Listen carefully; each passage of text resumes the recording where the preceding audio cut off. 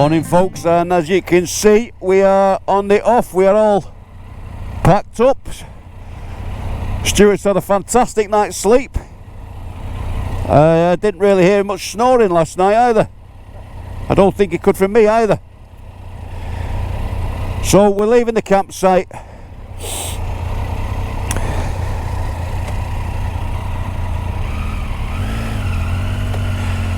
Heading down by Rannoch for the final time. And then what we're going to do, because it's absolutely been, it was just torrential rain last night on the tent, on and off, all night, all day yesterday and all night. We're just fortunate enough to get a dry spell just to pack everything away.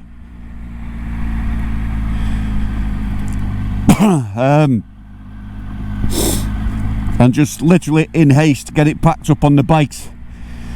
So what we're going to do is head south now, and the idea was to stay another night in Borders, but with the weather being like it has, we're going to head down to Borders and then just do a little tour around some fantastic Borders roads and round St Mary's Loch, just to finish off the day. So that's the plan folks. So we'll just keep the cameras rolling for the last ride down Loch Rannoch, my favourite loch. So if you ever come here, remember it's one loch that's got a circular road all the way around it, and some great places just to stop off, have a picnic on the shore. Obviously better when the sun's shining.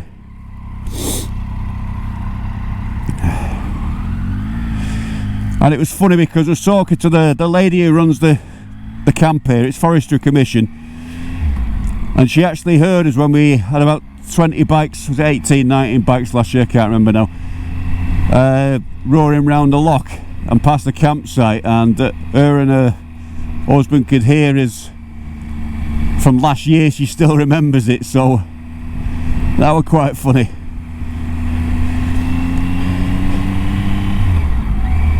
But yes, it's 17 miles all in all to do the circular sort of route around the loch. But if you go down on the other side and then carry straight on, there's the old station cafe, so you can get a brew there and a slice of cake or what have you, and then come back down. But I do recommend the campsite.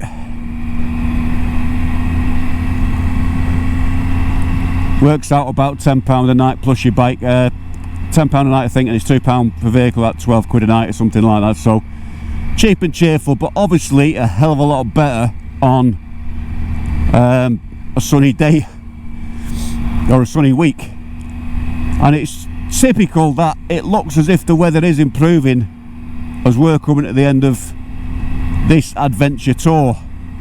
But you know something, half the reason and half the battle with, you know, what I was trying to decide for another bike was because with the Harley, you know, we do take it to a lot of sort of show and shine places. We do a lot of rides out. It has been in some absolute atrocious conditions the first time I rode to Highlands on the Harley, on the Sportster, and it's the maintenance. I'm sort of, it's not, well, you could call it semi-retiring, just using it for the sickness meets, a few leisurely rides out in the decent weather. In this bike, it's absolutely filthy all over now, and that's what I bought it for, because I'm looking at it and I'm enjoying it getting dirty and getting used,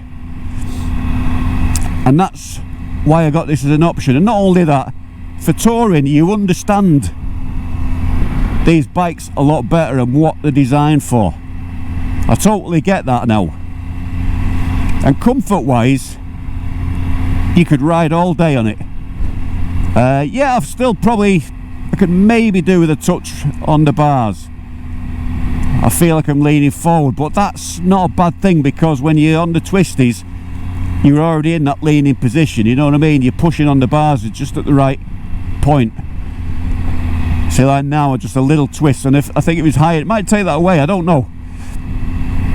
And I've certainly not had any achy shoulders or back, so I think in that respect I probably really don't need to do much, and just tilting the bars like I did an inch forward the other week has helped as well, especially with this indicator which was too low down.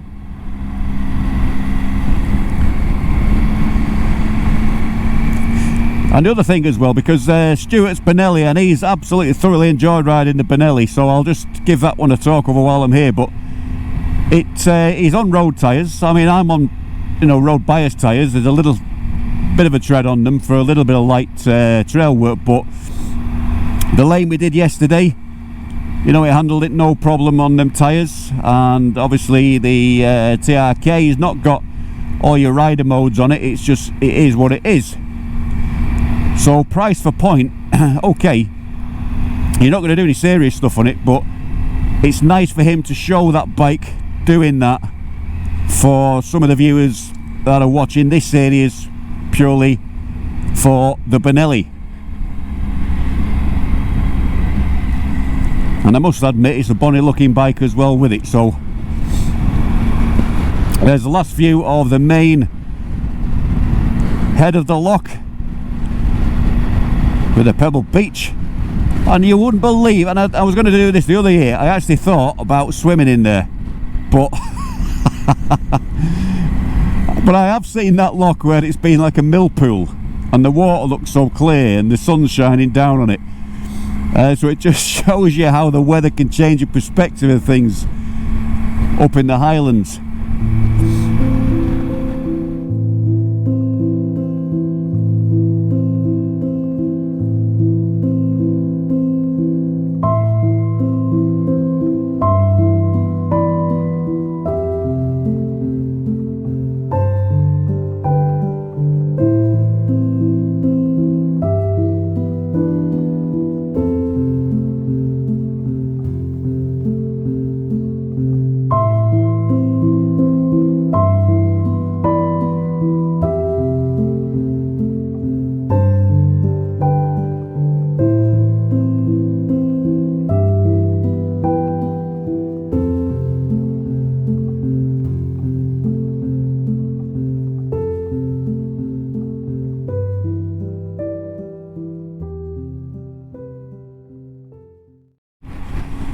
Thank God we're out of that traffic. So yeah, this Glen Tress and the Seven Trails in Innerleith, as you come into here, it's one of the most sort of picturesque I should say, roads into Borders. I always enjoy coming this way rather than taking, I mean they're all good, but don't get me wrong, but this one's just got a little bit of extra beauty about it.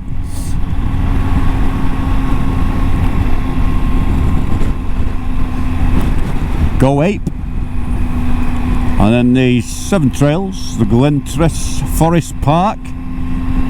Loads of things to do in there. And then look at this beautiful ruined castle on top of the hill. It's more like a folly, but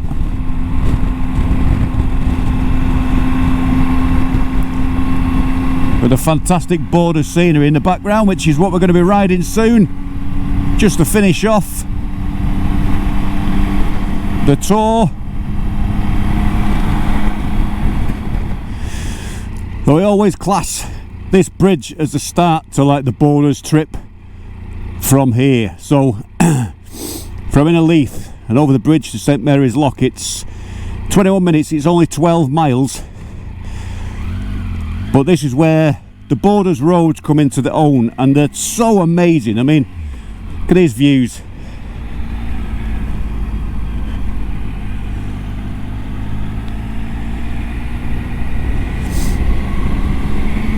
So you cross this bridge, you've got a car park there, there's loads of trail walks, sort of mountain bikers and things like that. Very, very popular around here. So it's Tracker, I can't pronounce that one, Tracker. But yeah, dead popular. So we get to see all the mountain bikes on here. It's one of the most popular places for it round here. But I mean, the scenery is just, it's beautiful, sort of rolling hills.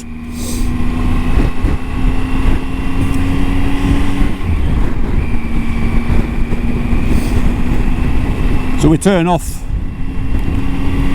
the main drag in a bit,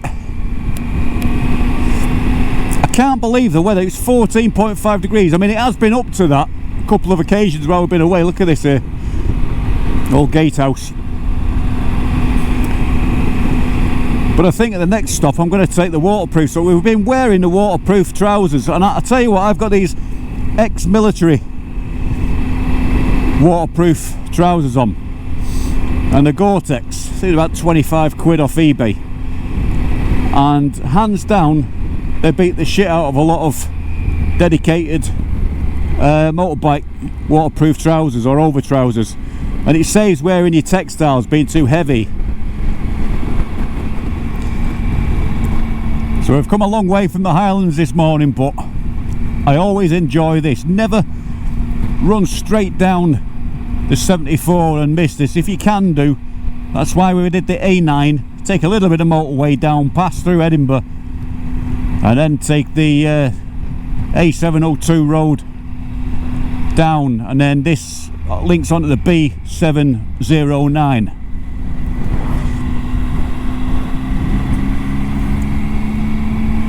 And then there's two ways you can do it. We're taking the Lock Road, so at the end of this road there'll be a junction, and we'll turn right then towards the lock, or you can go straight ahead,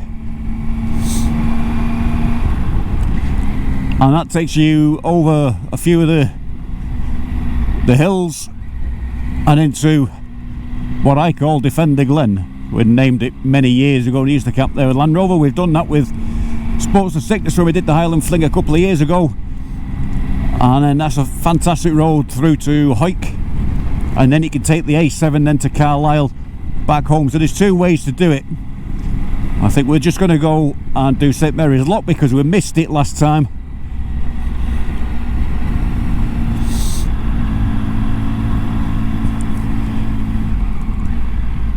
And it's too good an opportunity to miss. It's a beautiful, one of the most southerly locks before they turn into the English lakes. There's a few dotted around, but this is one of the best.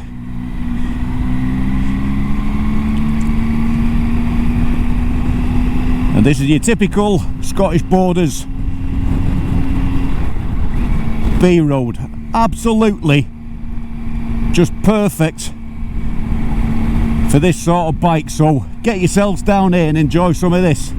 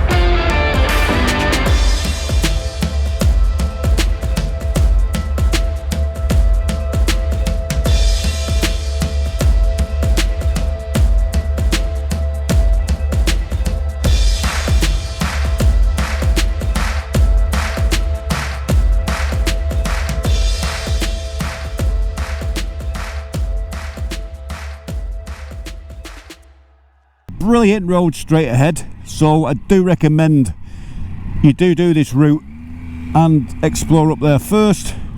There used to be a petrol station here, by the way.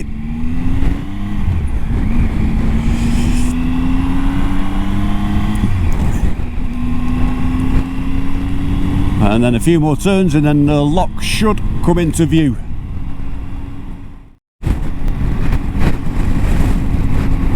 And there she is, the beautiful St Mary's Lock.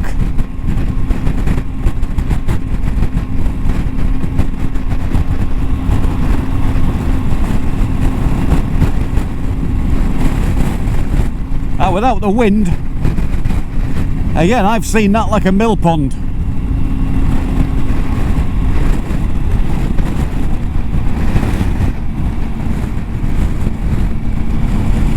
There's just something so peaceful about that lock down there to me, and I've not seen her in all the glory for a few years, so I'm glad to be back for one final glimpse for the next however long.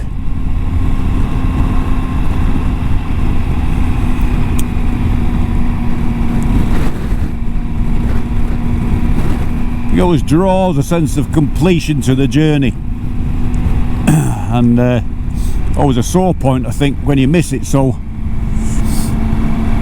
yeah, please do remember to put this one on your list, because you really will enjoy. And you'll see the other part of the road to Moffat, there's some fantastic scenic part of the roads we've got to do yet, which is past the lock and carrying on into Moffat. Again, some of the most, you know, the best road rides you'll ever do. But at first, let's get out of this wind. It's still blowing me around. Oh my god. And take a little break by the lock.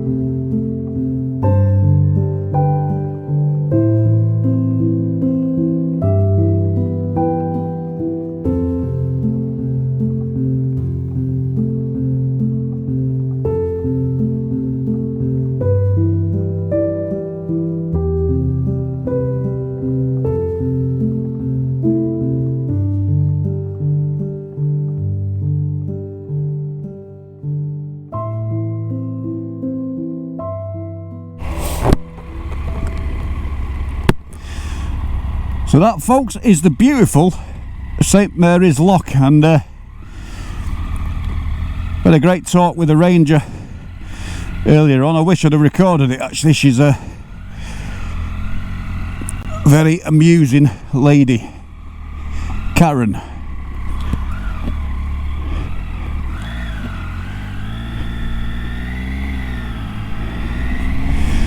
So you can stay overnight there. It's £10 for camping, £10 for a fishing permit.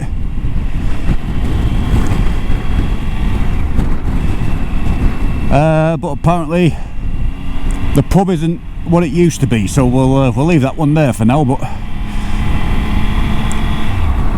so the lock's been split into two by water from the stream. You've got this part here, and then the wash off the mountains sort of split it up and had this little tail end on. But it's an interesting bit of history around here as well.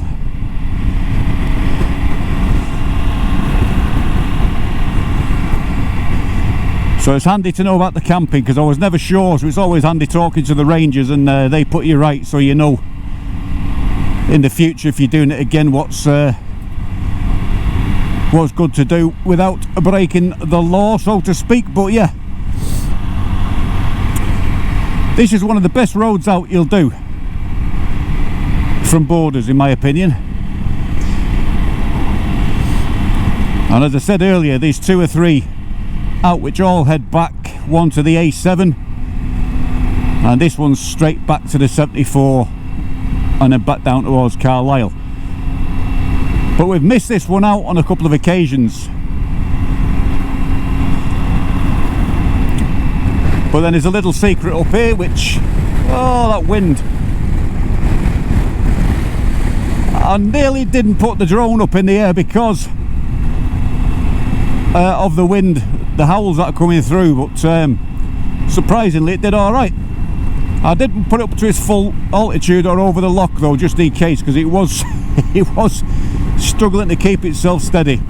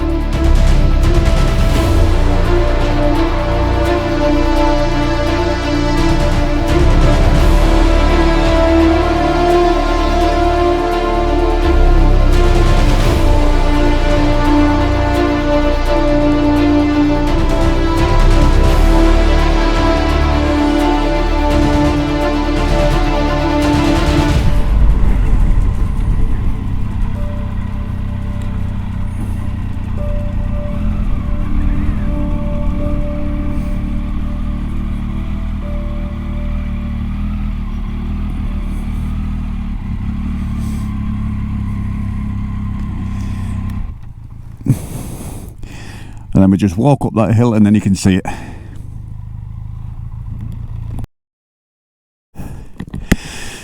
God, I'm out of breath now. Walking up the hill. There you go, folks.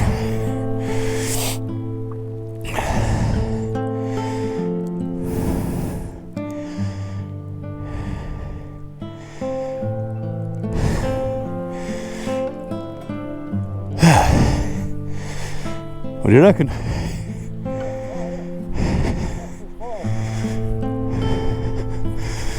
Like you say, you can walk that path right to it, but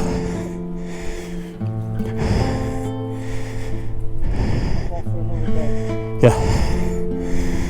Jesus Christ, look at this path. Look at them, look at those up there. There's people on top. You're fucking mad. Well, if you think that's just knackered us out walking for the bike, if you think we're walking up there, think again.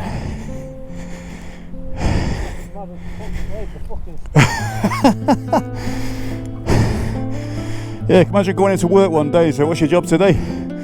Put all them steps in there.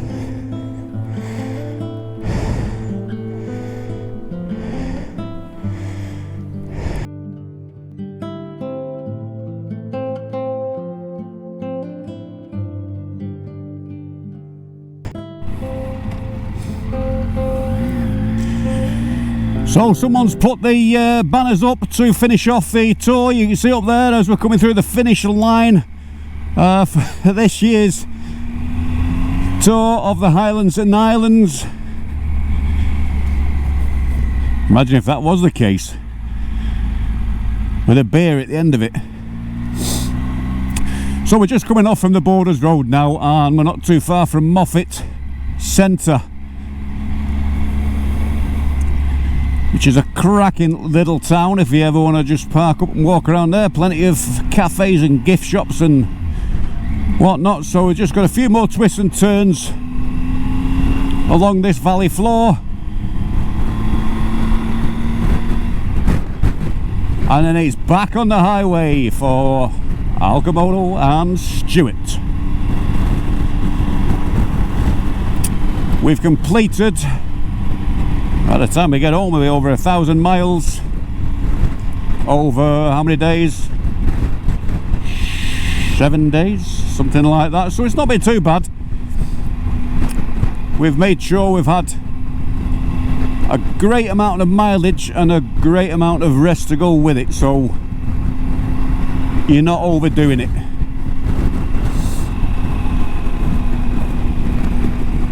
But it's been fantastic. I hope you guys have enjoyed watching this little series from a windy Scotland. That, folks, is the end of the tour this year. So we will look forward to seeing you on the channel for everything else we've got to do throughout this year. We'll see you back on the road soon, guys. Thanks for watching, and remember, if you haven't subscribed to ALCHEMOTO and this is the first time you're watching, first of all, you missed off the rest of the series, but please do subscribe. Please press the like button and comment if you dare. But on that note, front camera's not working, my memory card's full. We'll be seeing you soon. So ALCHEMOTO for now, and Stuart, we're signing out. See you later, folks.